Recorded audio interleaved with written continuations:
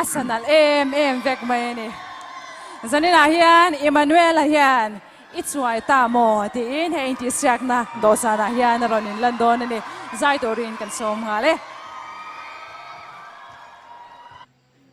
Immanuel mizo idol chuanin tun season 18 ti sen ajan thom nei lian ber thila kan soi so lawang top 5 in na aron zai don ani I chuai ta mo ti ron sa dona ang tin nge aron sak le don ngai thang o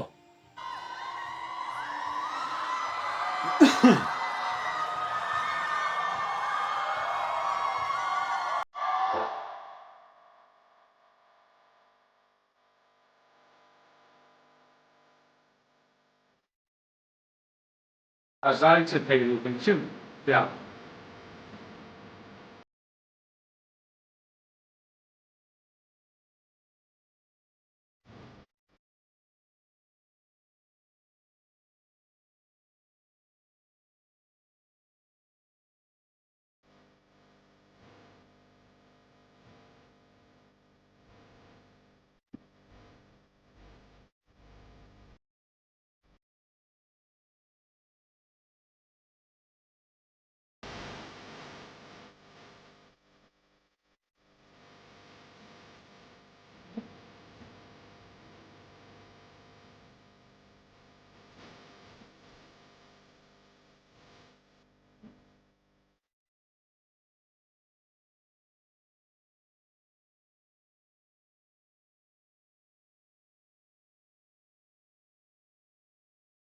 phong anh nằm phe sai Immanuel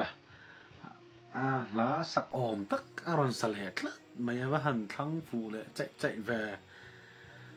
sang khăn là thằng gần ngay ta ngày nôm khóc mày aron la aron chân tiêu te kha aron đi chầu lu tu ka mù nôm khóc mày chơi gì thằng sim ngay là dễ lắm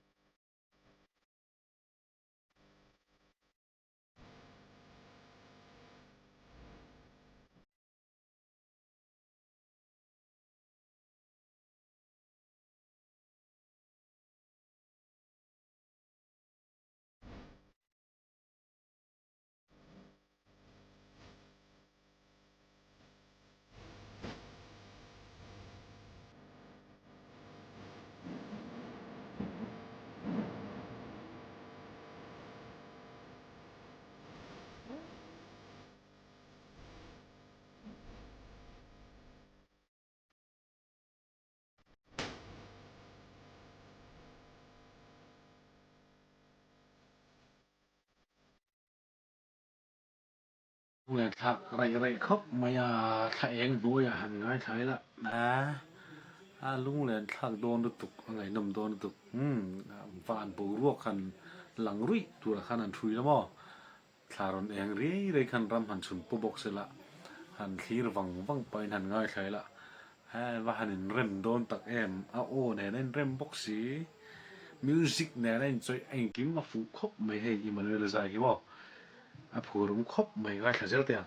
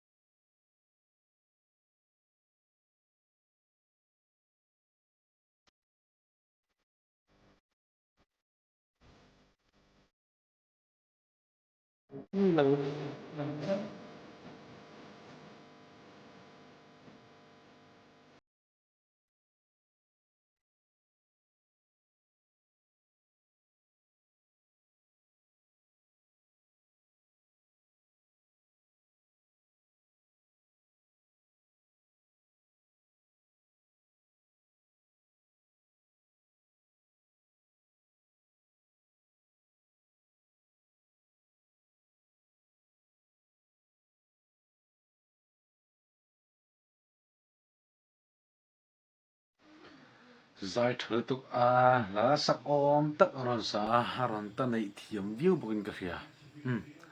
suy vắc tụ cái hello giải thán đi tập mày thiếm nó tục ngay nồng bọc tụi tao không